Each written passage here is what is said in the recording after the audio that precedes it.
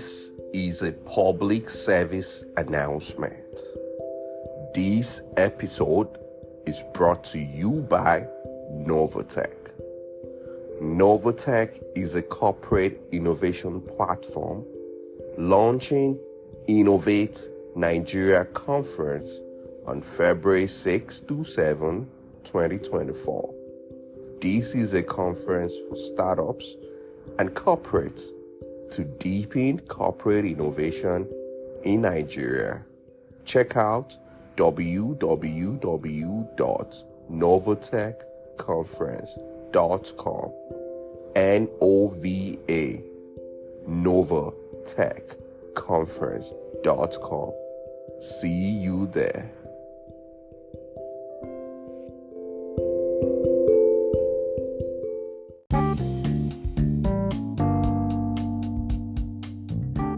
Hello, Curious K podcast listeners. It's your favorite host, Kolakbo, and I'm happy to be back with another amazing episode to ignite your curiosity.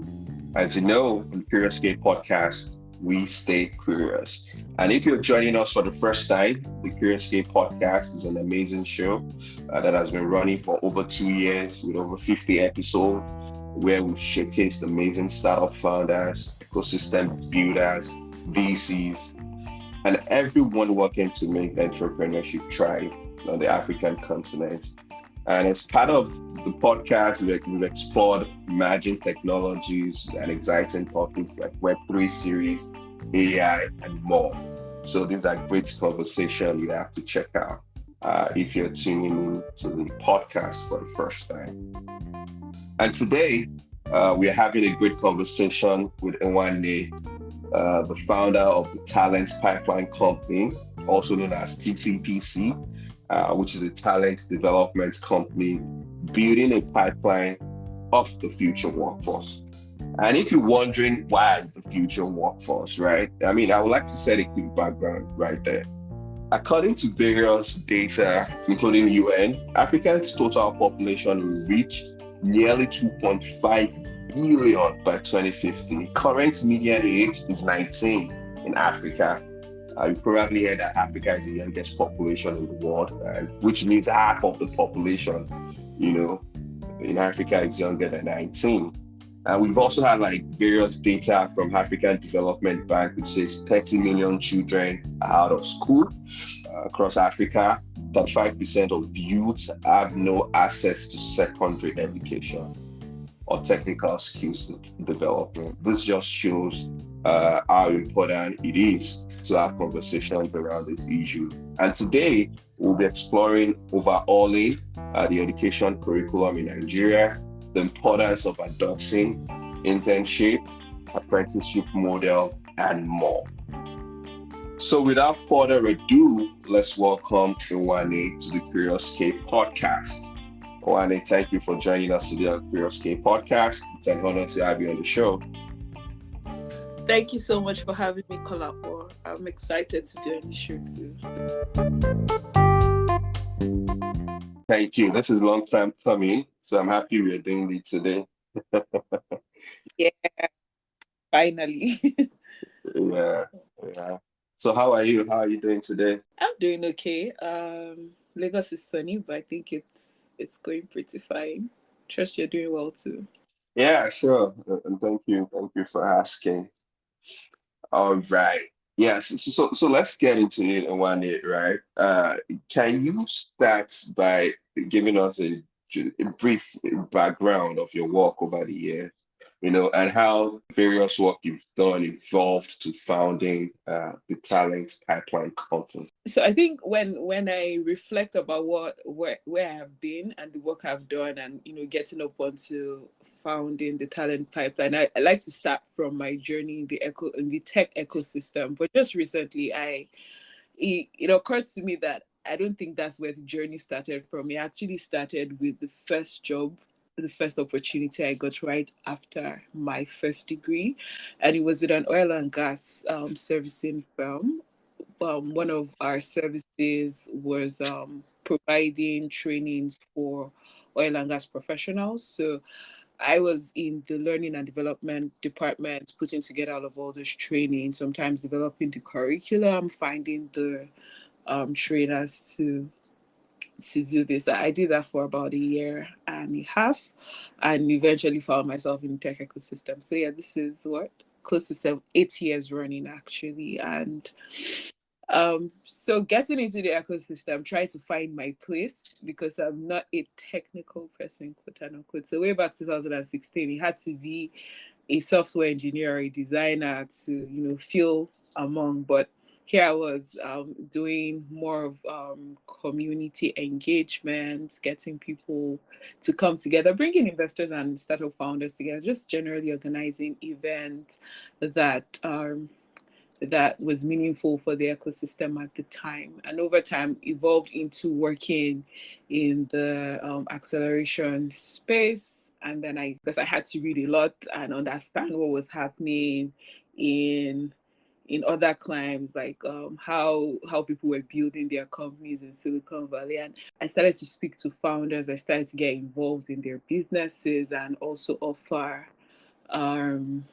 advisory, so to speak. And then in having conversations with founders, I did identify that most of these founders, like, it wasn't a money issue, but people would always come to, yeah. So I also go by, I also identify as a dot connector, right? Where I like to connect people to opportunities, so be it work or to investors. And people would always come, and they believe that their greatest challenge is not having capital to run their business. That's why they're not moving. And when we sit down and, go deep into the strategy that they're currently deploying, find out that it's not really a money problem, because some of the things that could have been solved could have been solved through collaborations, partnership. And then I started to understand that for certain people, it was a talent problem. And so it's always been at the back of my mind to try to solve this. Some 2021, started an outsourcing company to get experienced talents connected with not just local opportunities, but also global opportunities. Because, hey, I have a lifelong dream to be a digital nomad. Well, I am a digital nomad. So yes, just connecting people to those type of opportunities. And in trying to close out on roles, realize that, yes, we say that we have great talents in Nigeria and Africa, but it's hard to close out on roles, because when you go into the interview, you realize that some of the talents don't have what it takes. And it's more of a behavioral or attitudinal problem, as opposed to even being like, a technical problem. Yes, there's some people who haven't built enough capacity, and so they can't be hired. But then it's just the general laxity towards work. And then I thought about it. Okay, yes, because there needs to be a mindset change. And the idea was to go into the universities, work with undergraduates to start to help them develop their capacity and prepare them for the workplace. But in deploying now and implementing, we've realized that, yes, there are people who have now graduated, they're recent graduates, and can't also get opportunities. And so pretty much at the talent pipeline, we cater to both fresh graduates and undergraduates. Yes, I think that's a summary from where I started and what I'm doing right now. So how long have you been running Talent Pipeline Company? So yeah, officially I'd say in March of 2023, this year. That's where we had our very first bootcamp. So tell us about like your business model, right? I mean, it's clear what you're trying to do in trying to like create that pipeline. There's things to educate people to get the right job, and it's also important to upskill the existing talents that we have. So how are you monetizing this? And if you can tell us like the impact you've made so far, maybe the number of people you've trained or you have in pipeline to train as well, and some of the specific industries you're also training for. The business model it's simple. We get talent to sign up to our bootcamp programs, and they pay a commitment fee, so that we also want to be able to hold them accountable to stay through to the program. Even though this year, from the very first cohort, we've been running a scholarship. And so we've run 2 cohorts now, and the third one in November. And that's going to be the last, scholarship-based cohort from TTPC, only if some donors want to from next year. But yes, the talents are supposed to pay a commitment fee to be a part of the boot camp. And then we also find them placements. What we do is we manage these talents on behalf of the organizations that we place them in.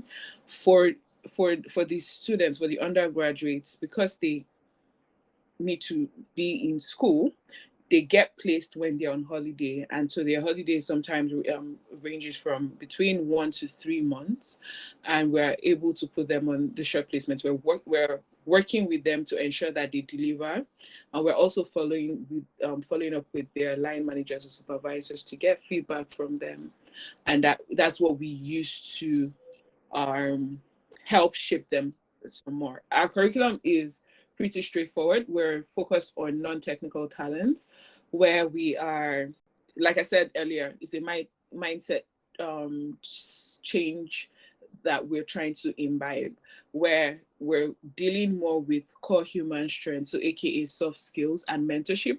In the bootcamp, they get to interact with different professionals who have worked in different parts. We also introduce them to career paths that exist within tech that are not your core technical career paths, like software engineering or machine learning and designing. We focus on things like project management, customer success, operations, and digital marketing, product marketing, and whatnot.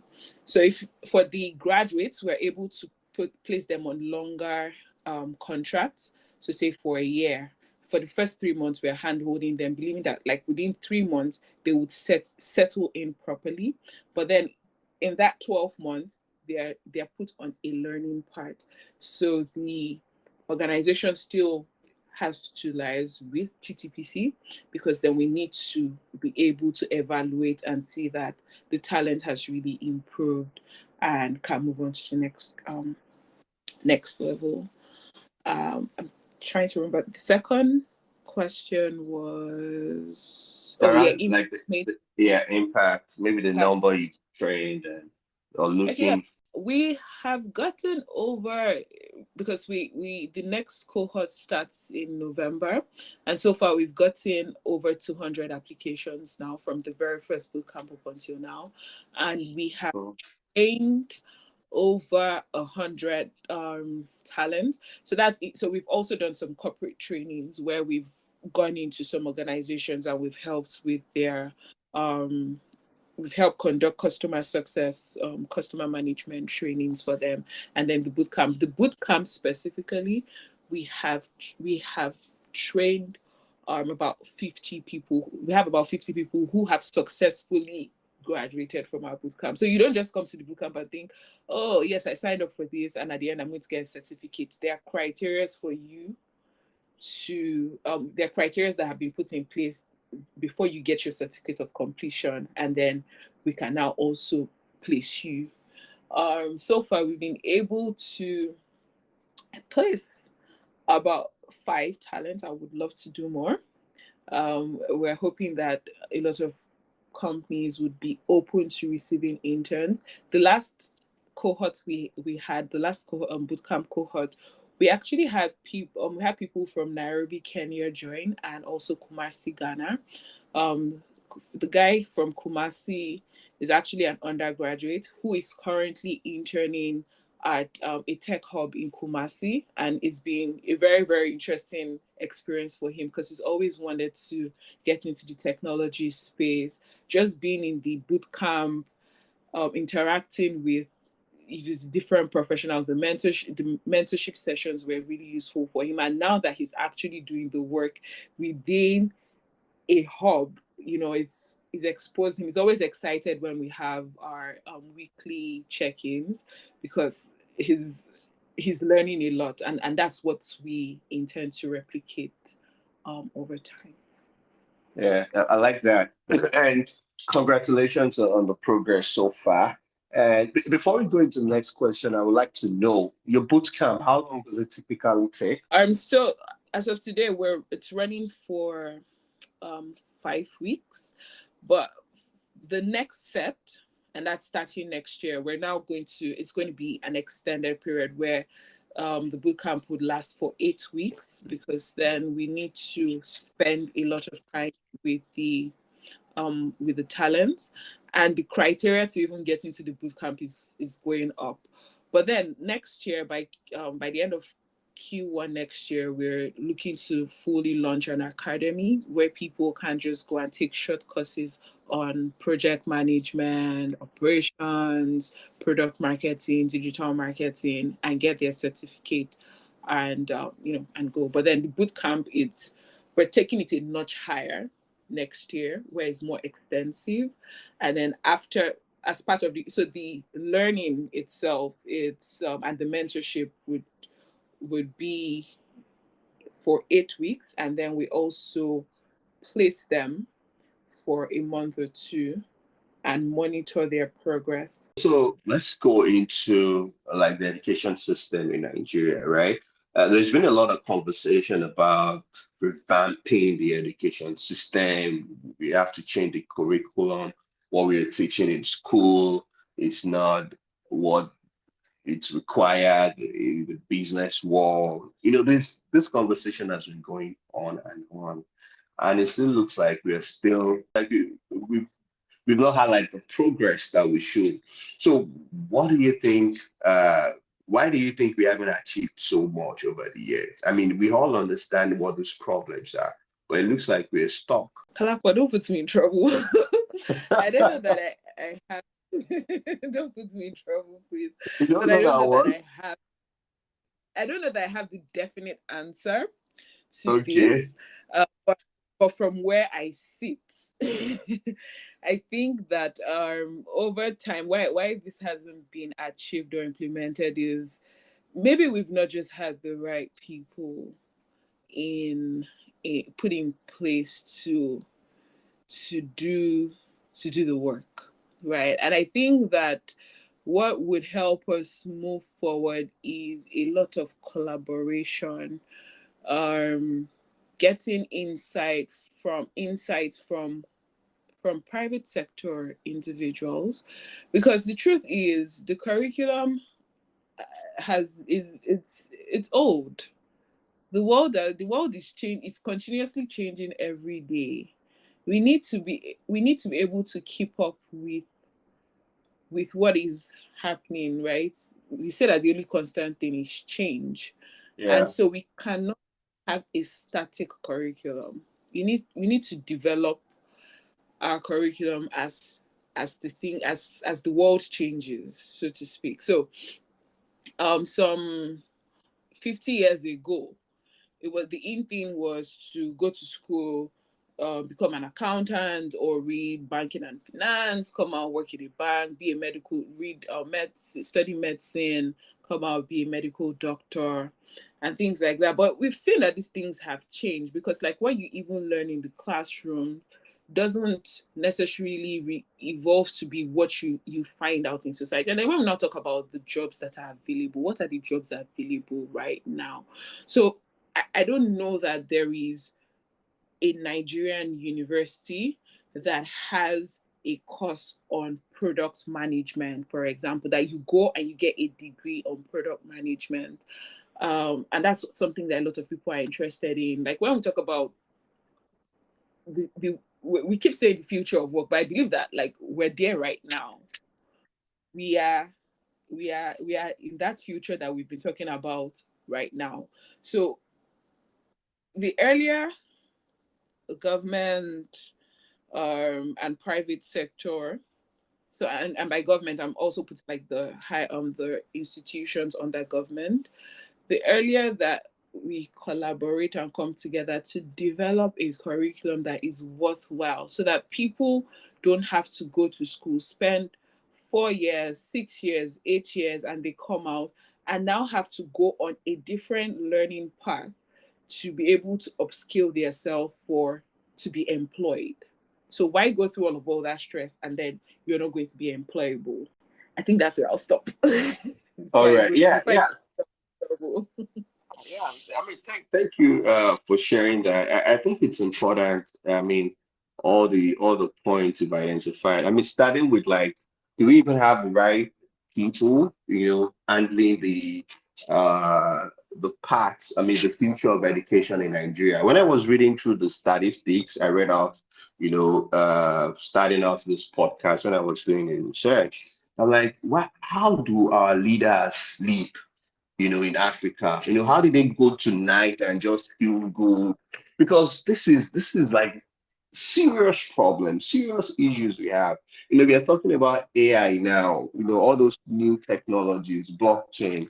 I mean, do we even understand all this technology? I mean, look at the number of half of school children, all right? We are also talking about revamping the education. So it's a lot of work to be done. Thank you for sharing your thoughts on that. I believe we can make this happen over time once we keep having And I, this conversation about it. sorry, something just came to my mind. If you don't mind, if I could just add to to Yeah, everything sure. that's said. Absolutely. And I think that in the like we said, I think revamping of the curriculum, we also need to be able to think about having indigenous content, like not borrowing from other people's culture. Because then if we look at like countries in Asia, for example, and we think like, oh, they're developing faster than we are. Um, I think that's something that's works for them, taking in being very indigenous in the way that they develop their own learnings, because they own it. It's part of their culture. It's ingrained in you at home. It's ingrained in you when you go to your place of learning, i.e., school, and wherever. So we need to also think about that. Like we need to be very realistic when if we're going to redevelop the curriculum and think about our environment, think about our society. How do we want to grow? How do we see this is where we are, this is what we have, these are the resources that we have. What do we want to achieve as a nation, first of all? And that should sort of like, lead or guide how we think through redeveloping. And I can use China as an example where they have, because of like the country as a nation, they had said that their key strength, they want to be known for technology advancement, for example, and that sort of like reflected in some of the things that were put in place by certain ministries within their country.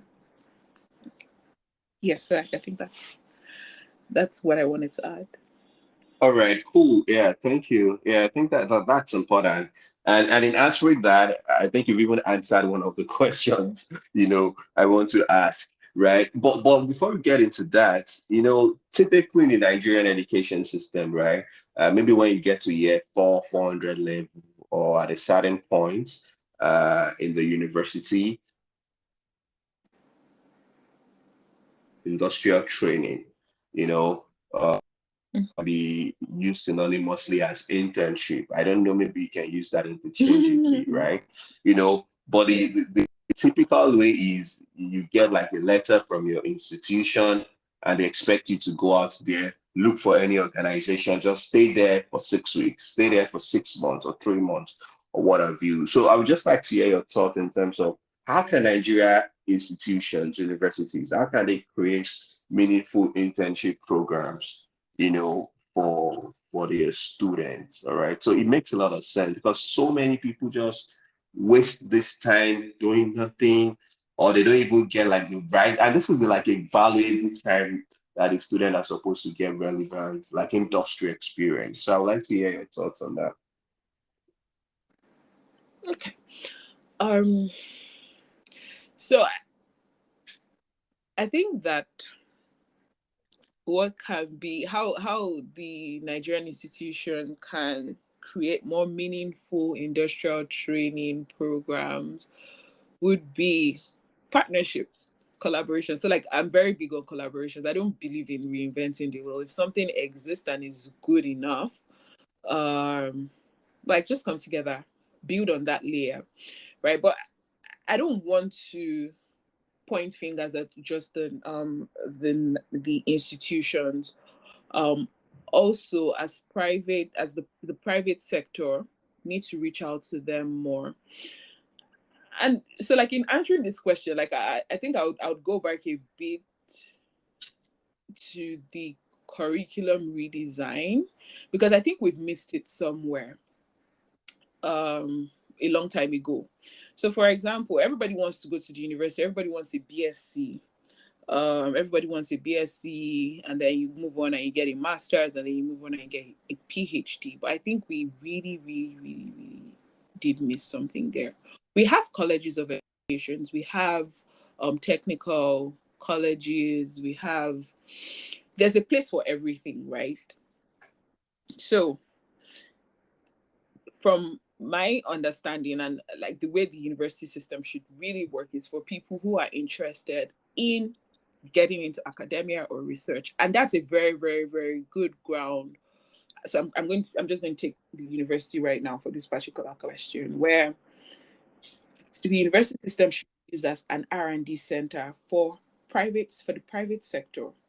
So you take your case studies to them, the different departments, they work on it, the students get involved in doing that research. So the system where we right now, you sit down and then the lecturer comes and dictates to you XYZ, and then they give you an examination and you have to pour that back out. I don't know that system is good, because I don't know that makes a well-rounded student. You should be able to explore. You should be able to think. You should be able to have conversations. That's what the university system really should be about. Masters, until the master degree level. When you are at the BSc level, you should start to conduct research from the get-go. And that's why I think that the university environment is a good R&D center for the private sector to leverage, where they take like you're trying to develop a product, you're trying to develop a service, and then you use the university system as your research center to find out, to do the market analysis and whatnot. And then when it's time for them to actually work or do what is referred to as CWES now, right, which is the industrial training that you spoke about, rather than give the students letters to go out and look for an uncle that would just sign for them, and they're really not learning anything. The private sector universities collaborate, whereby they know that at every given time, every year, from June to August or from June to October, 4 months, 5 months, whatever, we're going to take students from XYZ institution. They're going to come work with us. They're going to gain experience working with us. The research that they're conducting in school, they're going to see it in real life, how it works when they come into the company to work with us for 4 months, for 3 months, for 5 months, depending on how that is structured out. And then also for those who are more technical, you get them involved in, so every now and then, you want to construct a road, you want to construct a building, even like federal government projects that are run by foreign companies. You have CCECC, or so you have Julius Berger. You can get the professors who are skilled, who understand, who are not just who understand how it works, to work with their students to build these projects as architects, as civil engineers, as what are the other very technical roles that exist.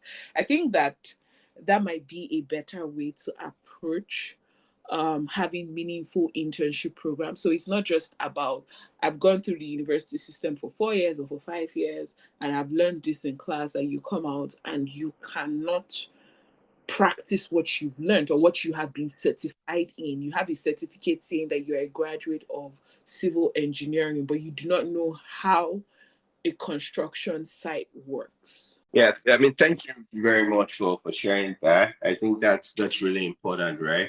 There was a project that happened, was it last year or 2 years ago, somewhere around where I live, and you can see all these Chinese. They're the one like doing everything. I'm like, I think this is Lagos, right? You have the University of Lagos down there. You have like maybe Pan Yeah, but African University. Yeah, because I mean, this is like a real life. Like, this is a real project. How can we ensure we integrate you know our school curriculum to real life experience. And I think what you said is really important. And with conversations like these, I believe we start to reawakening how we can, make the right decisions in making things work. And then the conversation, you gave an example of China as an example, right? Mm-hmm. In terms of what they are doing in the way they learn and stuff. So I would just like to talk more about apprenticeship model. All right. Uh, this is also a very, very important phenomena in when it comes to learning, right? Yeah. Apprenticeship. How is that? Well, what can you say about the state of that in Nigeria?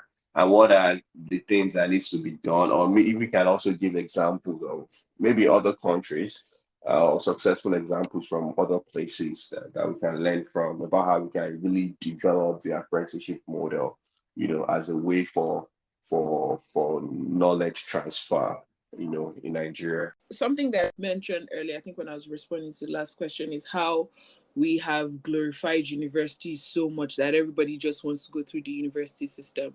So, to be honest, not everybody, or not every, yes, not everybody would get into the university. So depending on what you want to be, right? So like there's a place for vocational learning too, and that's where I made reference to like so um colleges of technological colleges and places like that.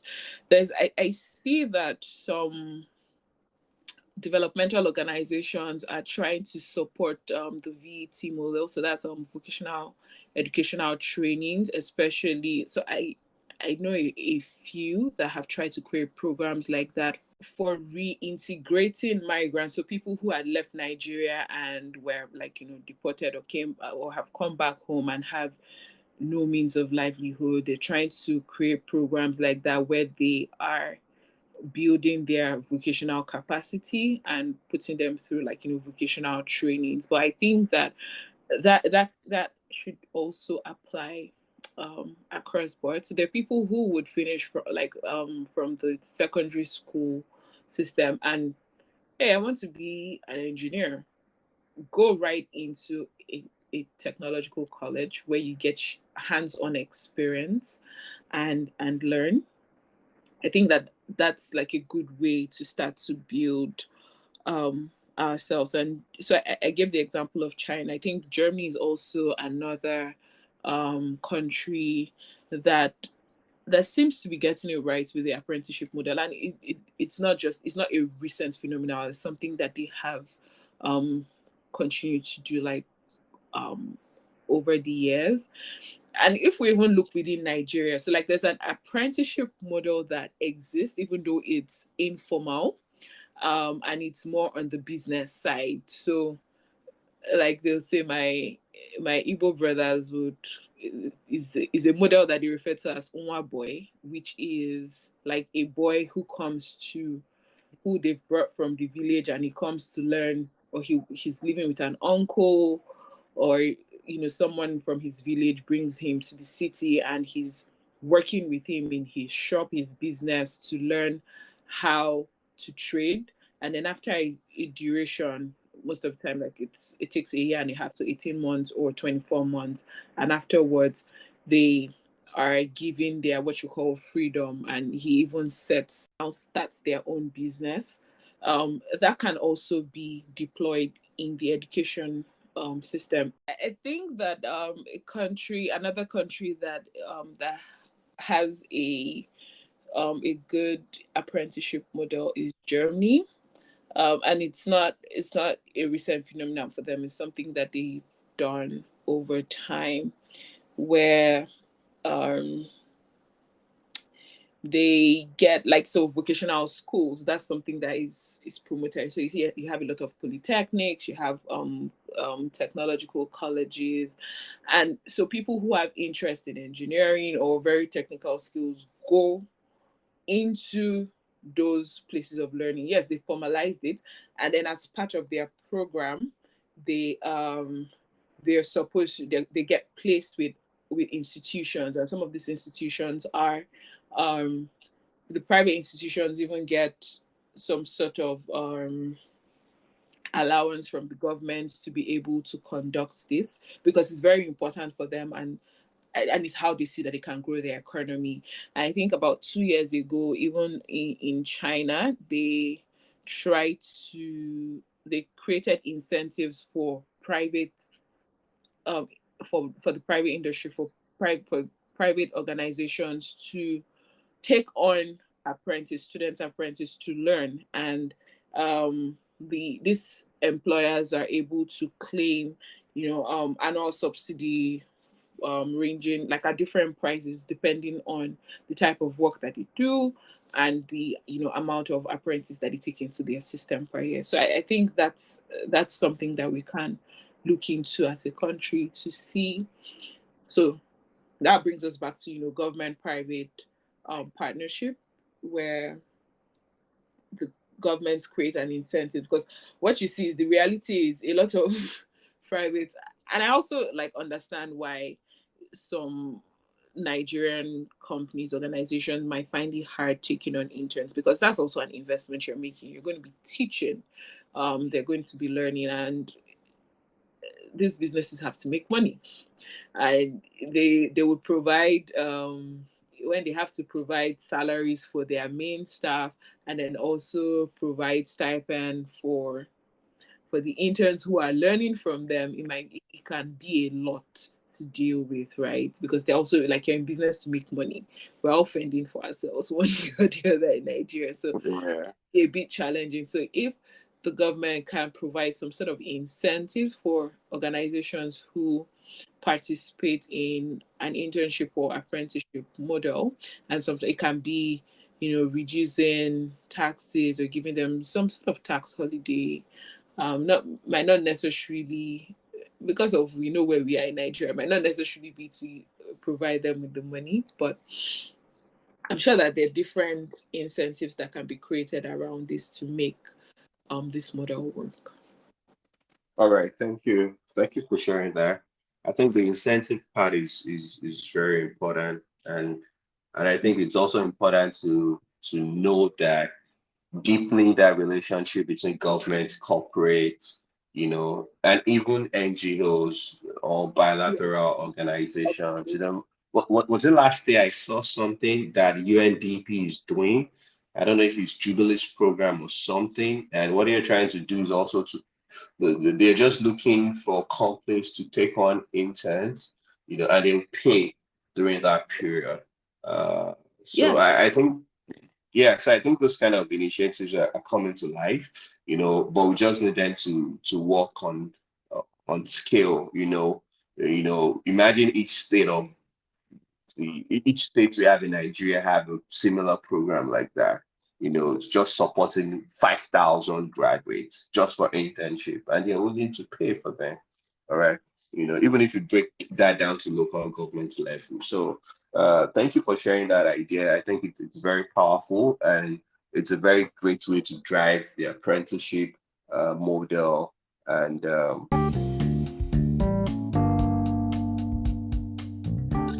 this has really been a great conversation, Nwanne. So as we round up, is there any other thing you'd like to share with us? I'd say that I believe that you have business owners who listen to Curious K. It's if you look at it not only from a CSR perspective, but because everybody wants experienced talent on board. But if we look at the reality right now, most of the super experienced people you want to come on board are looking to get global jobs, and they're also even migrating. So someone has given you an opportunity, the very first job that you took on, or even if you did not, like, just think about it. Like, we need to build our country, we need to build our nation. Be open to receiving interns, because that's the only way that we can start to build the future workforce. And a lot of people shy away from, and I do understand as a business owner, and so TTPC is not my first, it's not the first business that I have built, but like, it can be stressful, but we also need to be able to build ourselves up. And one of the ways that I think we can do it is by taking on interns. So I have given myself the title intern mandate, where I'm now trying to say to people, just give them a try. I know that a lot of times there are people that I've had conversations with and like, oh no, I don't want these Gen Z people. They also have something to offer. They have something to offer. They might not sit in the code. There might be the cultural difference, but if you take them on and work with them, as much as they're going to learn from you, you have things to also learn from them. So I think we should be really open to building our nation by building the future generations that are coming. Absolutely. Thank you very much for being on the show and sharing that. So if you're listening out there and you need an organization to partner with, or you need a pipeline of interns, Nwanne is the right person to connect to, right? We'll put a LinkedIn TTPC LinkedIn link on the show notes so you can check it out. Feel free to connect with her. And thank you everyone for listening to the show. This has been a great conversation, and thank you, Nwanne, once again for being on the Curious K podcast. Thank you for having me. It's been a lovely time chatting with you. Yeah, cool. Thank you, and have a great day. And thank you everyone, for listening to the show. See you guys next time. Bye bye. And remember, always stay curious.